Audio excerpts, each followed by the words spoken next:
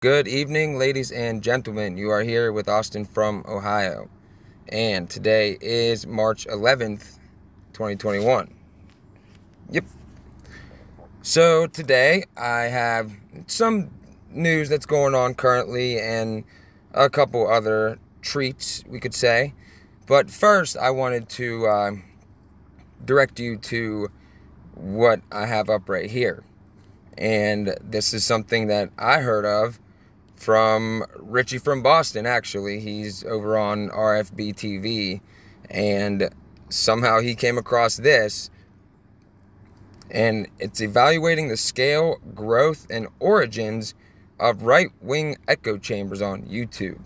But if you download the PDF, you can see it was submitted November 25th, 2020, AR XIV, Cornell University, and it's a study of exactly what it says here. So if you go over to the PDF, which I have pulled up right here,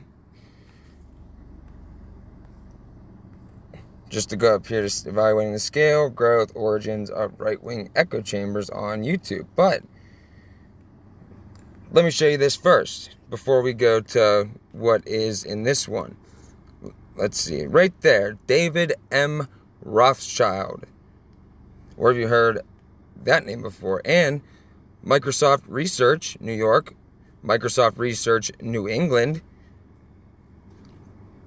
Department of Statistics, University of Pennsylvania, and a whole lot of others. But if you go down here to page 28, you read through all this if you want to. I have not done it. Okay, here's where it starts. This is what I want you to take a look at. This is the classifications that they have all of these different YouTubers in. And this is submitted in November, so end of 2020 they had this. And you got far left, left, center, right, far right, and that's it. And they have all of these channels classified, but let me show you something here. Richie from Boston is listed, along with a whole slew of others. So if you start all the way up here, I'm not going to read these, but if you wanted to pause and read some of the names that they had on this, a lot of people I recognized, a lot of people you will definitely recognize, because this is a lot of people. Somebody's sending me some news. And here's the left. Just look at some of these names on here. The Late Show with Stephen Colbert. They have everybody on here, including smaller channels. Then you get to the center.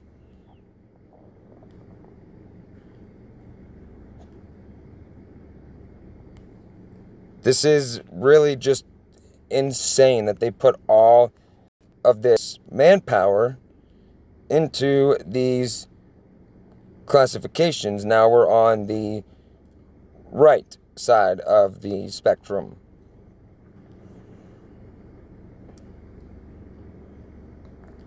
They have everything on here, even big time news channels.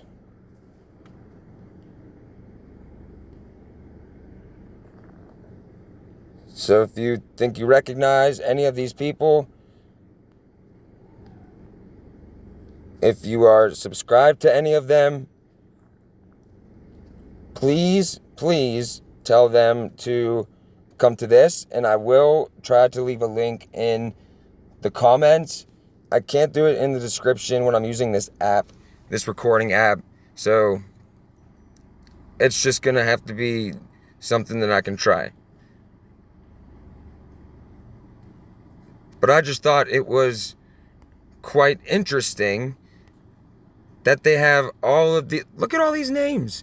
Look at this. Look at that.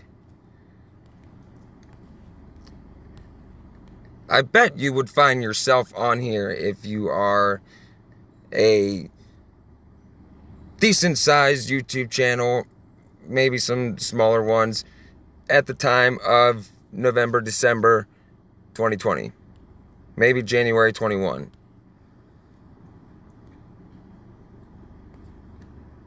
But I wanted to bring that up first because it's proof that they've been watching for years. And what they do and why they created social media and things of that nature is that they could study us in real time. And when they do that, they see how we react to something, and then they can decide whether to shift it because we're trying to figure it out, or if they should keep going the path they're going. And just like any one of us do, you go on social media, you see what people are saying. Simple as that. But I just wanted to bring that to your attention because this is something that needs put out for sure, especially to be dissected by people that might have more time or resources to go through all of this and actually break it down. But now we will move over to the regular part of the video. All right, up to bat first. Reuters, March 11th, 2021. U.S. House passes 2 Democratic-backed gun control bills. And here's a photo of some rifles at a gun show in Pennsylvania.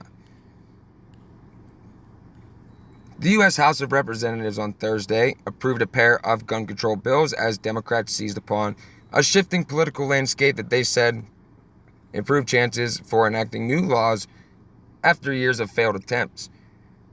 The first measure, which passed the Democratic-led House 227 to 203, not surprising, would close a long-standing loophole in gun laws by expanding background checks to those purchasing weapons over the internet, at gun shows, and through certain private transactions.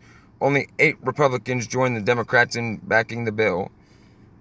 And that's what they do. They just get enough of the other side to join in on an agenda that they've both been working toward for a long time, together as one.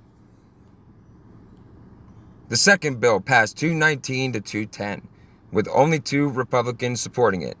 Would give authorities 10 business days for federal background checks to be completed before a gun sale can be licensed. Currently, such sales can proceed if the government cannot complete complicated background checks of prospective buyers within 3 days. And there's nothing wrong with that. President Joe Biden is a supporter of expanded gun control measures. We knew that. The legislation may face tougher battle in the U.S. Senate, where Biden's fellow Democrats hold an even slimmer majority than in the House.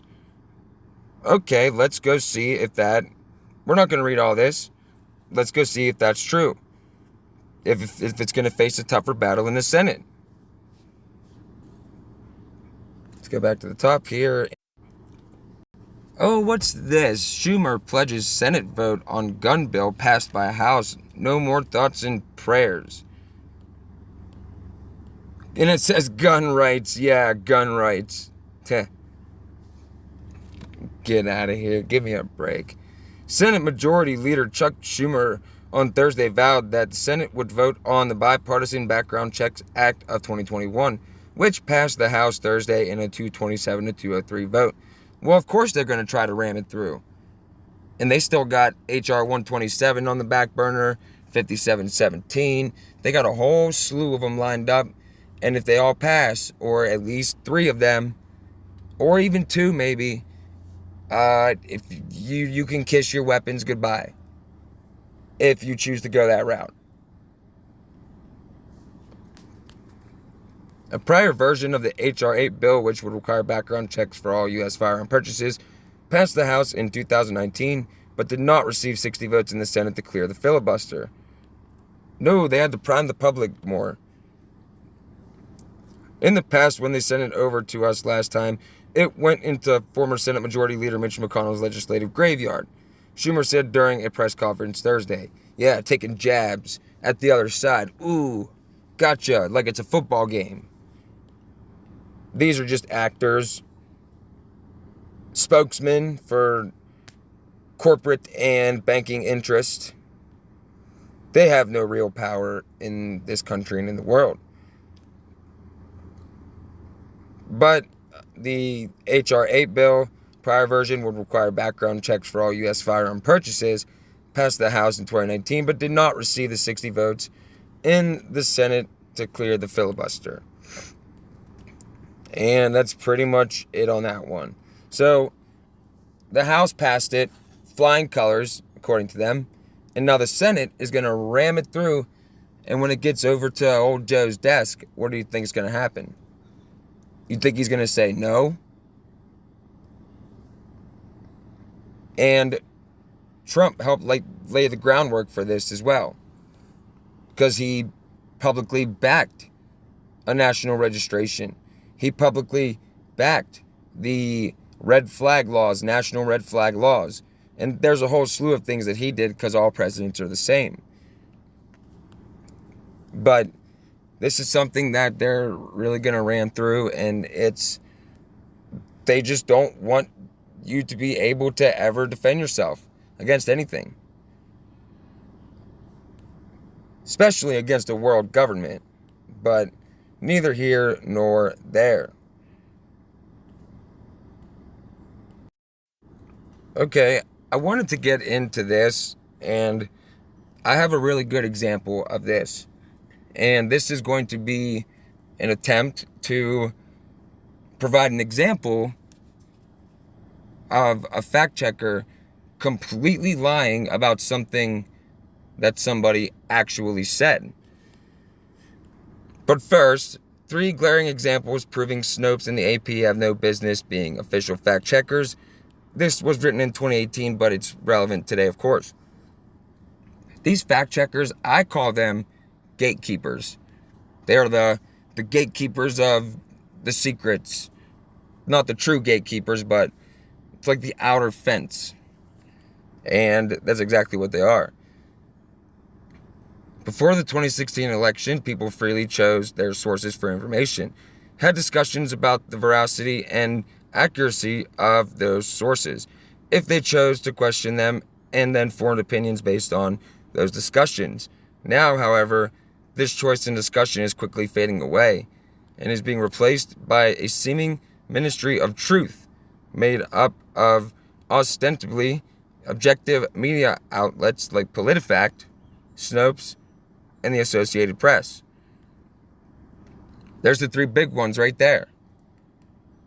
They come out and they're like, nope, that person never said that. But I have a very good example that I found a while ago. And I hope that it helps show you what you need to know about the so-called fact checkers. So if you or somebody you know sees it, you could provide this example and be like, here's one.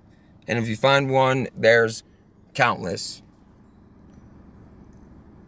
But for years, Snopes has been debunking articles and giving them questionable ratings because of their content. But this was never a big deal because readers like ours are smart enough to question Snopes and read the facts for themselves to make up their own minds. But we don't have to read this whole thing because we all know how they are. Or you should by now. But while our readers are still smart enough to check multiple sources and keep us honest, the power of Snopes and the rest of the fact checkers has grown immensely and ominously.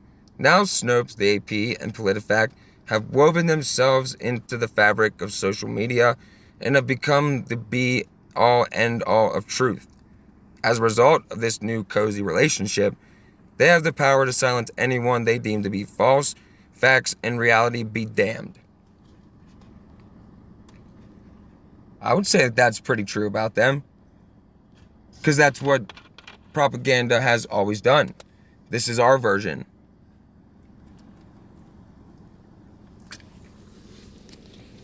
We like to talk about Oh, over in North Korea, they have sirens that are talking to the people at all times and telling them what to believe.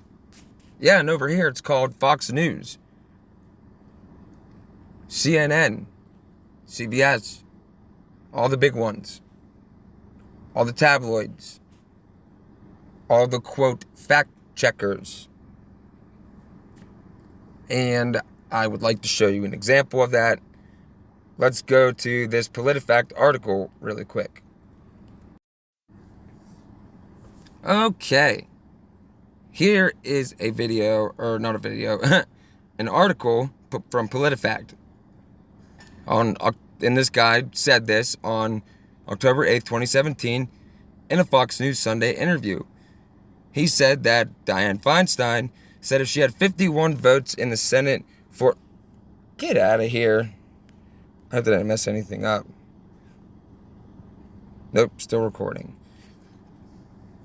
Anyway, this guy said that Dianne Feinstein said if she had 51 votes in the Senate for Mr. and Mrs. America, turn in all your guns, they would do it. PolitiFact says, false. And he falsely says Dianne Feinstein wanted to take all your guns. Senator Dianne Feinstein, Democrat, California, doesn't matter, has offered a bill to ban bump fire stocks after police found 12 rifles equipped with these devices in the Las Vegas Festival Shooters hotel room. In a significant policy shift, Republicans and the National Rifle Association said they believe that the government should intervene and regulate this kind of equipment, which allows semi-automatic weapons to fire over and over again without forcing the shooter to do all the work of squeezing the trigger repeatedly. Okay. Now, let's go see what Dianne Feinstein had to say, if this is false. Now, they said that was going on during the bump stock ban thing, right? Under Trump. And no. Get the assault weapons bill passed. Oh, pause. Sorry, guys. But they said this was going on during the Las Vegas thing and with the bump stocks. First of all, look at the quality of this video that you're about to watch. Tell me how old the footage is, and tell me how young Dianne Feinstein was, because it was in 95. Let's take a watch. Let's just watch. California Senator Dianne Feinstein worked for more than a year to get the assault weapons bill passed in the face of ferocious opposition from the National Rifle Association. She says she got the best she could.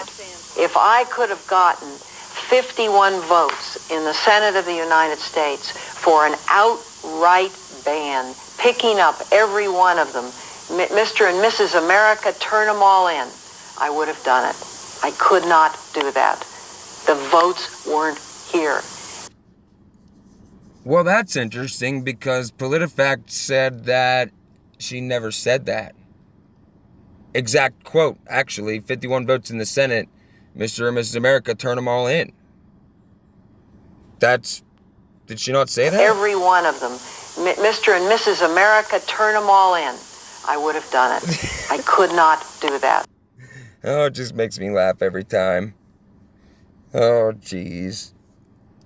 So, that's my example of how they use deceit, because they are of their father, of course. They use deceit, secrecy, stealthiness, and subversion, and they just play mind tricks all day. Change a word here, there. It won't mean exactly the same thing. Confuse everybody. Divide everybody. What more do you need to see that fact checkers are just not that? Maybe on some things, of course. But on other things, you should, next time you pull up one of those articles, take a look at the name of the guy who wrote it. Now search him up. See what he's about. See what his beliefs are. Then you could see why it would be in his interest to protect his worldview. And stuff like this comes out. In the Senate of the United States for an outright ban, picking up every one of them. Mr. and Mrs. America, turn them all in. I would have done it. I could not do that. Stuff like this that happened, of course, just like there was one that I couldn't find the article because there's so much different so-called fact-checking articles by these tabloids about it, and that's our good friend Mr. Owning All the Farmland, Mr. Blocking Out the Sun. Not going to say his name. You guys probably remember back in early 2020 when he said that normalcy only returns when we've vaccinated the world's population. And he said 7 billion people, that's a tall order. He said it on Trevor Noah's show around like March last year. So just about a year ago. And actually in 2 days is the 1 year since the emergency declaration and power hand to FEMA.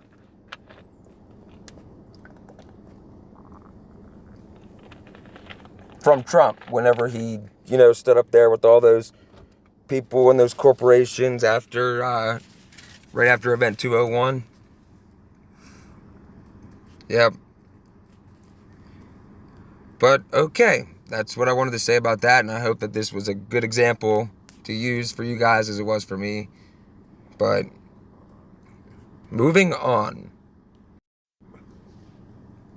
I wanted to bring up this article because I saw that there were quite a few people who are subscribed to this channel that are also from the former great state of Ohio.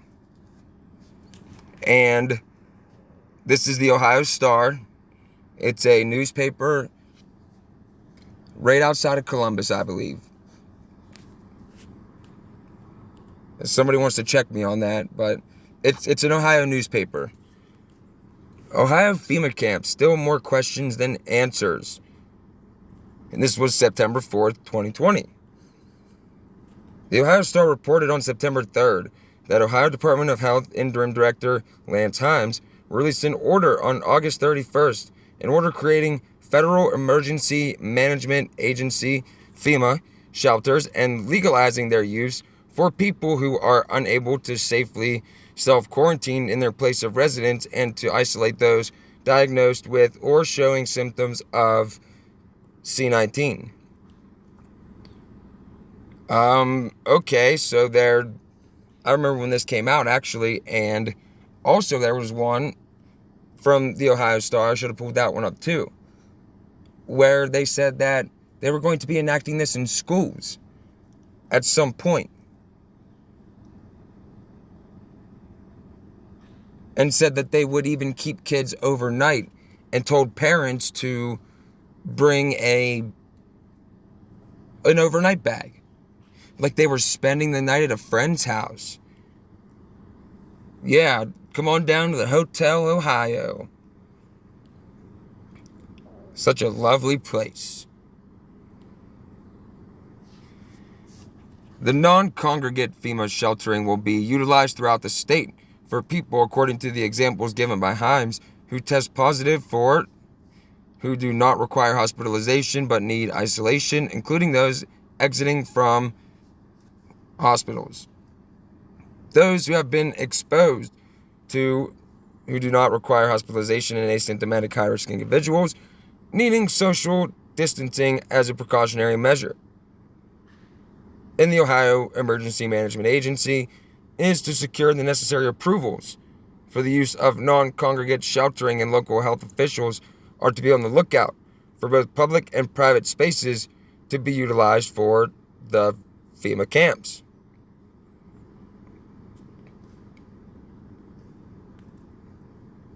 And the reporter from WMFD TV in Mansfield asked Ohio Republican Governor Mike DeWine for more details about the order during the press conference of September 3rd. The question and answer can be found below.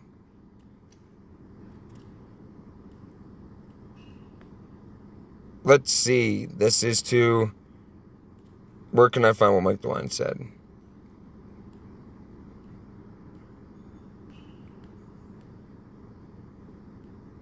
Yeah, look, Jack Windsor, managing editor and investigative reporter at the Ohio Star. Windsor is also an investigative reporter at WMFD TV.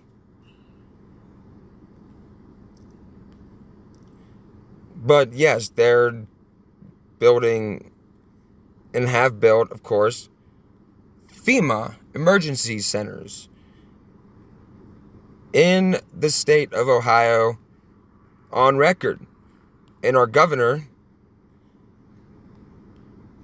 knows about it, and he just pretty sure he ignored it, but I'm trying to find it.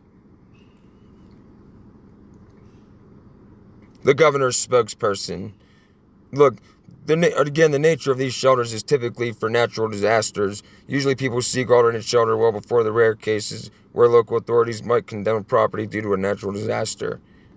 Yeah, that's what you're going to refer to, but that's not for this. This is for detaining people who might test positive for the whatchamacallit. But I wanted to bring that up, and I wish I would have brought up where actually one of our representatives, his name is Representative Nino Vitale. And actually, I've seen that in a video a while ago by Carol. She said she was talking about that too.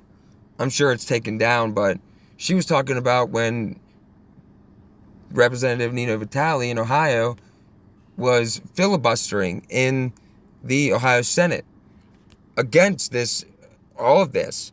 And he was telling the people on social media about this. That's how I heard of this. So, to me, so far, I don't trust any politician, and I wouldn't trust him. But if he's going to filibuster over this kind of stuff, and he also talks about freedom a lot, he teaches gun courses and stuff.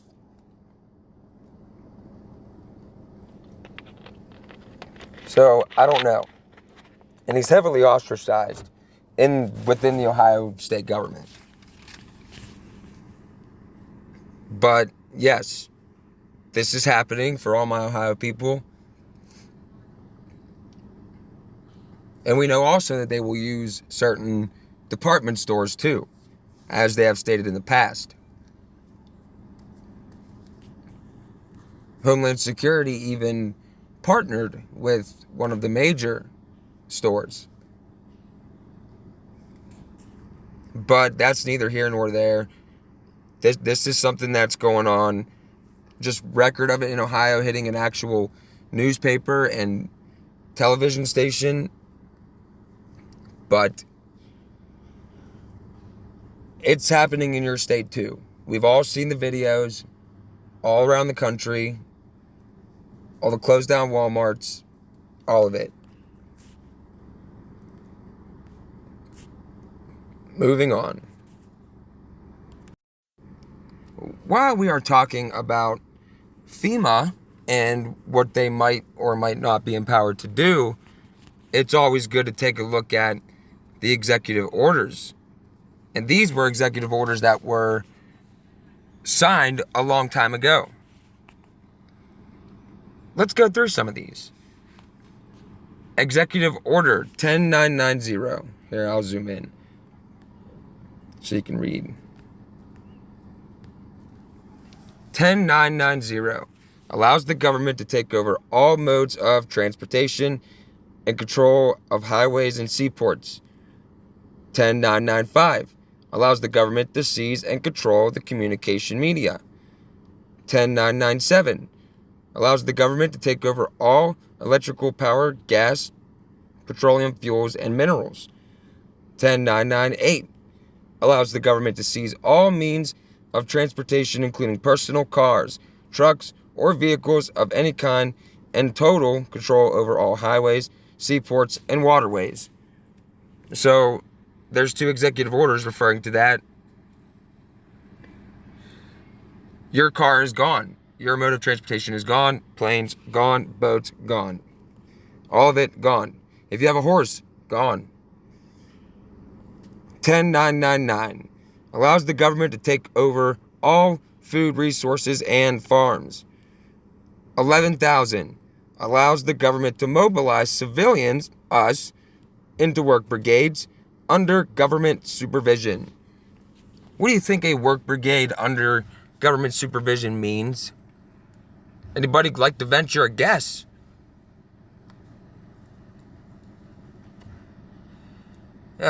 Usually means with armed guards.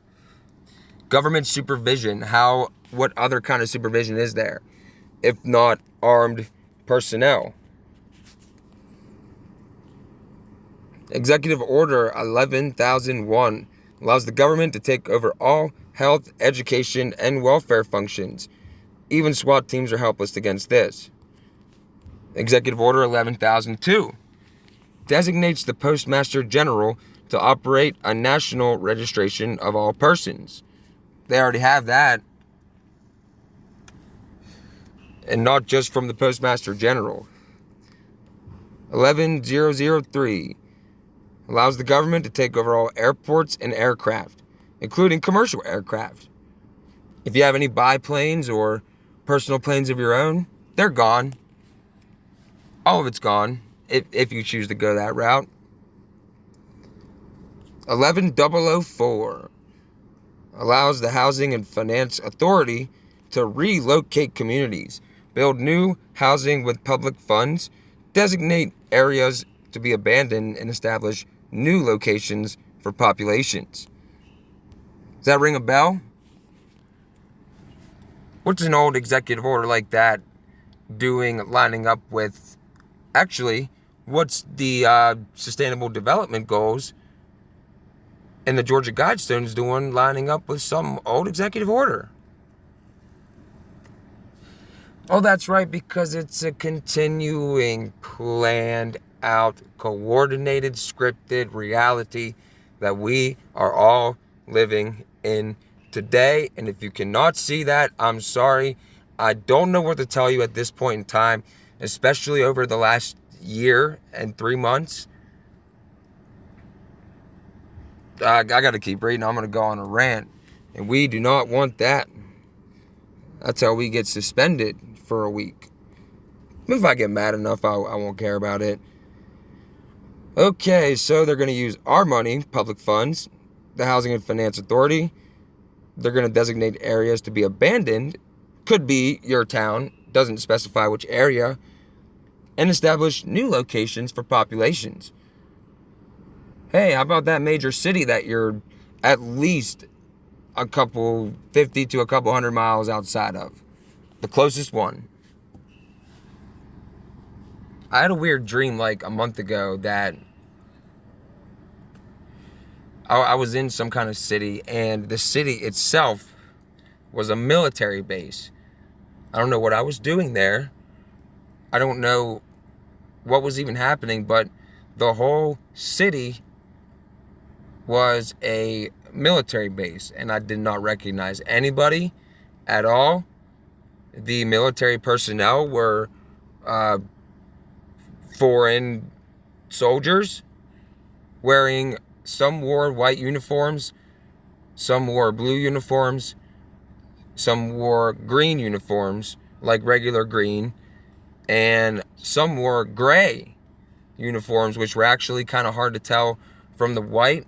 And the people in gray were the people that were like the command of the military, whatever it was. Really weird dream. Just really odd. But I had another one that, and this is before I moved to the house that we're in now. We've been here about 2 years. And before we even moved here, when I knew that we were moving to the town we moved to, I had a dream that everything was just totally fine. And all of a sudden, there was a lot of aircraft and drones outside. just like shooting things and blowing things up. And for some reason, I didn't really care, and I just walked to the door, and I went outside. And as soon as I opened that door, I woke up. Really weird. Really weird. But yeah, they're using our money to establish new locations and to establish areas to be abandoned. 11,005 allows the government to take over railroads, inland waterways, and public storage facilities. 11,051 specifies the responsibility of the Office of Emergency Planning and gives authorization to put all executive orders into effect in times of increased international tensions and economic or financial crisis. Well, I would say that any one of these are on the table right now. And all of this goes into effect, stroke of a pen. And this isn't even including NDAA, the Patriot Act, National Defense Resources Preparedness.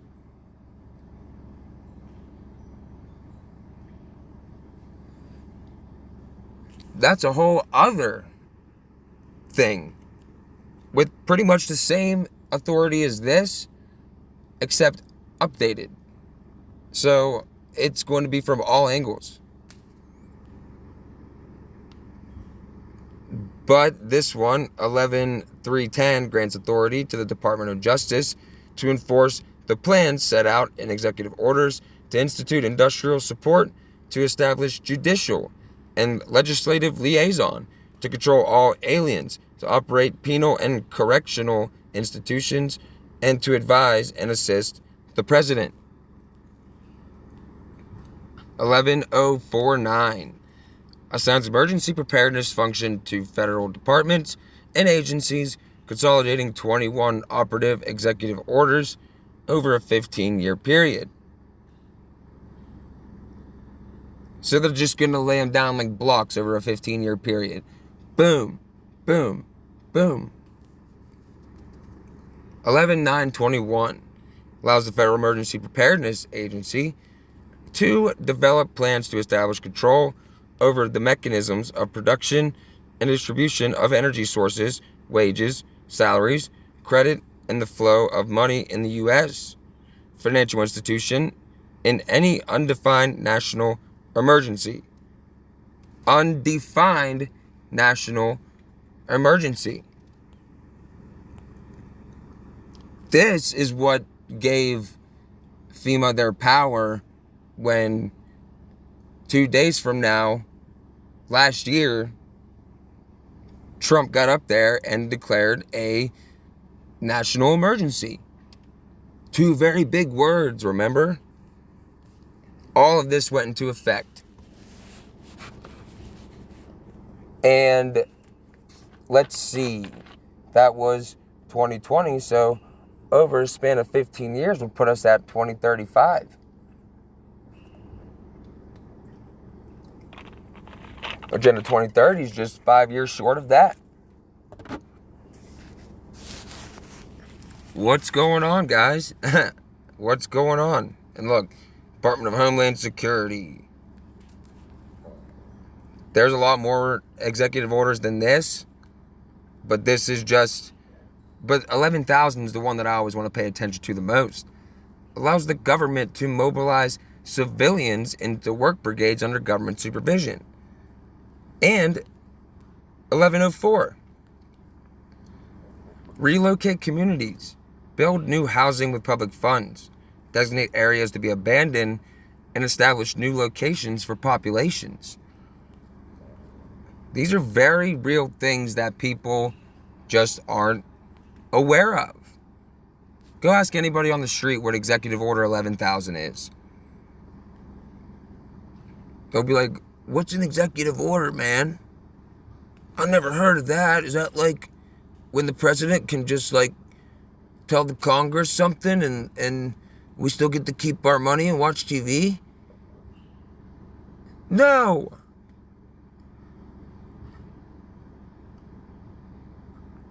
This is serious. This is literally so serious.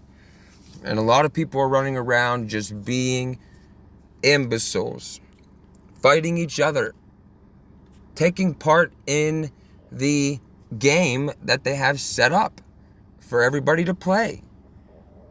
Choose your team, red or blue. This team or that team. This social group or that social group. This state or that state. You could use it with anything. Anything that has opposing sides is Hegelian dialectic to achieve a synthesis. Anything. I remember George Orwell said in 1984, the book, not the year, he said, well, back in 1948 when he wrote it, so he said football, beer, and above all else gambling covered the horizon of their minds. To keep them under control was not difficult. Yeah, like it blurs, but let's move on to something else. Okay, we're gonna finish out with this, and I believe this is the article that we were reading on the World Economic Forum and their summit in Davos that took place in January. And I wanted to read down at this part where it was when I put the page up, so that had to be where we stopped. And this is from the World Economic Forum and their thing. An agenda for the post-Sea world. I'll start getting Sea World ads now. I'll see dolphins on my advertisements. I have to laugh.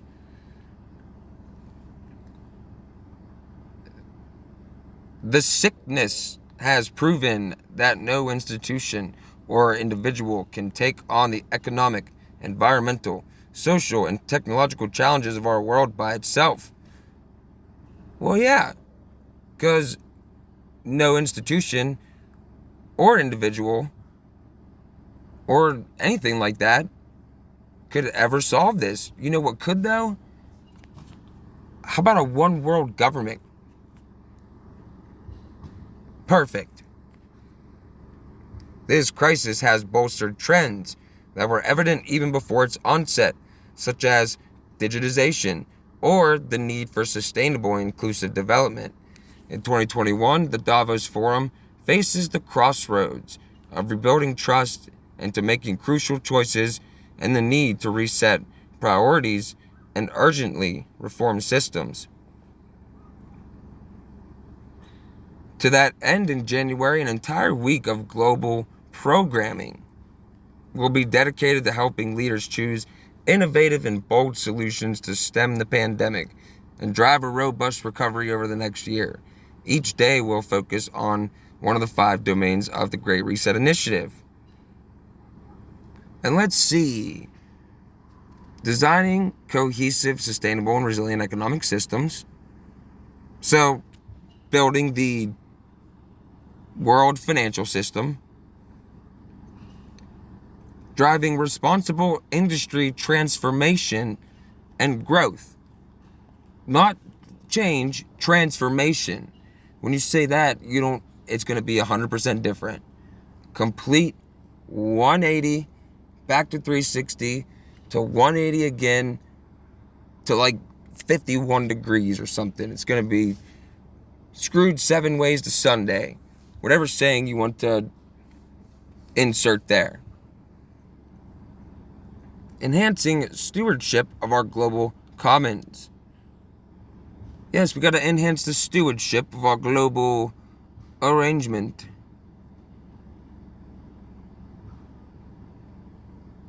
In the global commons, they mean like the common problems that we have in the world. Our common and shared vision for a utopia where nobody ever has to be sad again, and you won't own anything, and it'll be great. You'll be so happy harnessing the technologies of the 4th Industrial Revolution, AI, advancing global and regional cooperation.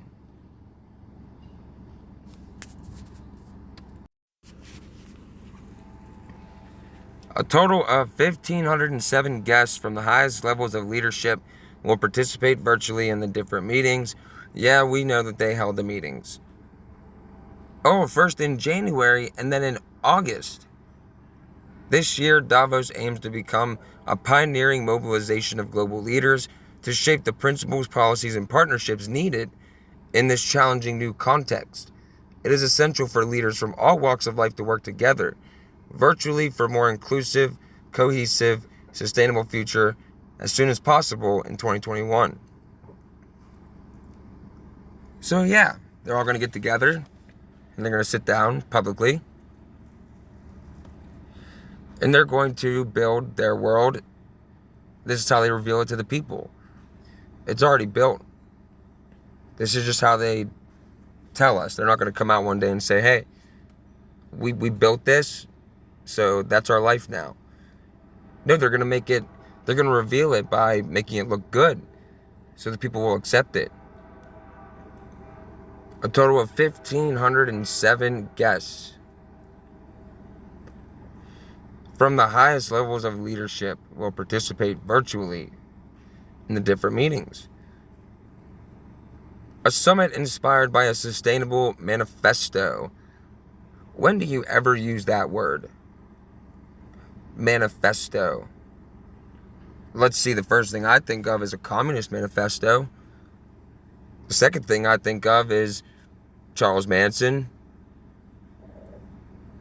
Anybody else with an evil agenda? Oh, that's right. 2020 saw the launch of a new Davos manifesto with the single objective of building a more sustainable, inclusive world. They always have those buzzwords. But it's sustainable and inclusive. It includes everybody. We're all going to be the same. Same old communist selling points. Last year was the most sustainable annual summit held to date. It received ISO 20121 certification for sustainable events and will be totally carbon neutral. This accomplishment was possible thanks to policies aimed at using locally sourced food suppliers, introducing alternative sources of protein to reduce meat consumption, sourcing 100% renewable electricity, reducing or eliminating the use of materials that cannot be recycled or easily reused, increasing availability of electric vehicles. So when they say locally sourced food suppliers, you mean like our old friend that bought the farmland in the U.S.? Largest farmland owner. I don't have to go through the whole thing again. Is that so he can be our local food distributor? With his shares in Monsanto and Bayer and all the others? That the fact checkers say he won't profit from? How can anybody even say that? Well, we already watched the Great Reset video they put out, and they show you plants, and oh yeah, it's going to be like a world utopia where we let the nature take over again. And no, it's more like get off the land, move into this city where you're under constant surveillance, and you will pay for it. You will pay to make this area uninhabitable because we have to protect the land. The last guidestone commandment. Leave room for nature. Leave room for nature twice. That's what they mean.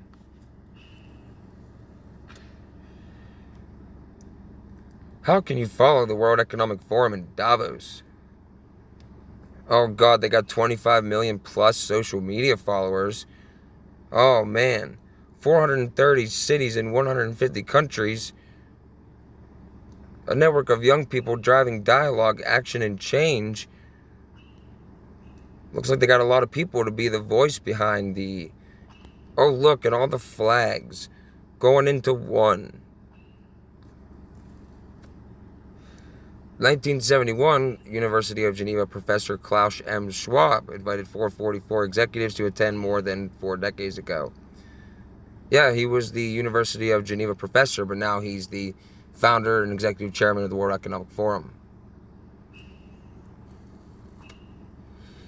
So yeah, that's something. And you could dig into all this and read all of this, and you could go on the World Economic Forum Strategic Intelligence C19 C19 Action Platform, and you can look at that chart where all the interlinked links are, and you can go read about conspiracy mongering, which is what we all apparently do. That's what they call it. Look at this. They hold this stuff out in the forest, in the mountains somewhere where we would never be able to go. And I bet all of that is protected land, so they could do things like that. Let's take a look. Oh, now we're on the maps. Might not be able to see much.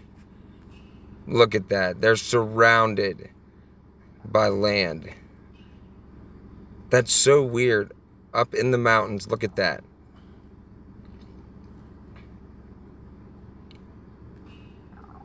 The whole town is literally, if it's even a town, it's in the woods.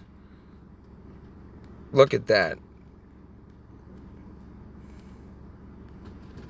Oh, I don't want to go into the actual map. I just wanted to look at that. It was established in 1971 in Geneva, Switzerland. What else is in Switzerland? Oh, yeah, that's right. The Bilderberg meetings. The Bilderberg meetings are held there every 2 years. What else is in Switzerland? CERN. And I'm pretty sure that longest tunnel where they did that weird satanic dance, ritual, whatever you want to call it, I'm pretty sure that might also be in Switzerland. And why is Switzerland the only neutral country in the world? And you could trace that back.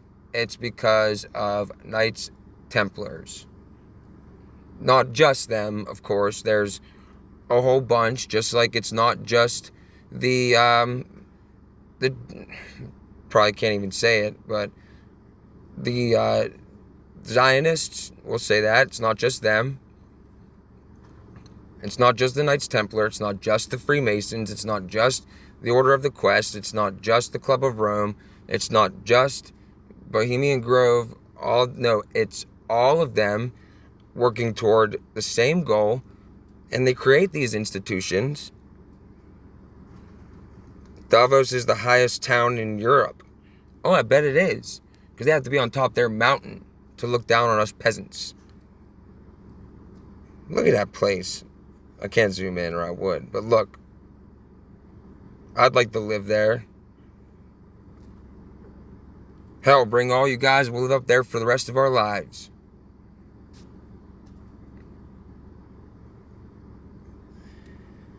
But yeah, it's not just... I think some guy got on... he commented on one of the videos that I did. I'm not sure exactly which one. And he might have even deleted his comment. But he said something about... I forget his name, too. I should have remembered that, but it didn't really bother me. But what bothered me was the jab that he took at Carol.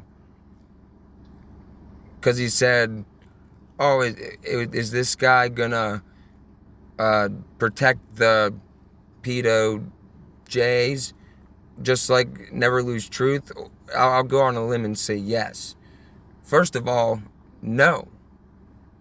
I understand that they're the synagogue of Satan, as told in the scriptures. And they're also involved in the agenda. It's not just them. A lot of people think it just goes as high as them. Absolutely not. The financial sector, maybe. But everything else, not even close. Not even kind of close. I try to explain that to people. I tell them, like, because they're like, oh, check out what the Freemasons are doing and this and that. And I'm like, I'm just going to talk for the rest of this video. I mean, we're 54 minutes in. I'll just sit out here and talk for a minute. It's only 8:05 where I am at in beautiful so-called cloud-covered day in Ohio. All right. And, excuse me, I try to tell people about how it's not just this group, that group, any other group.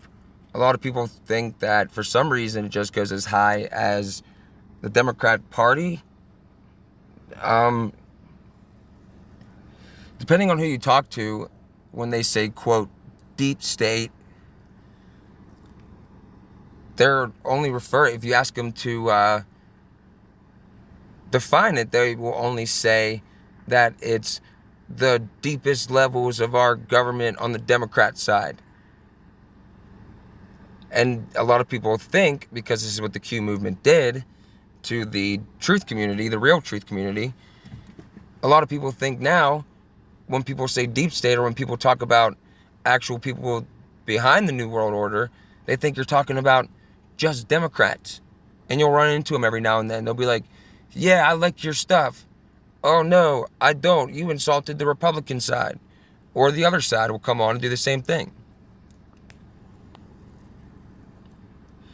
That's that Hegelian dialectic mindset.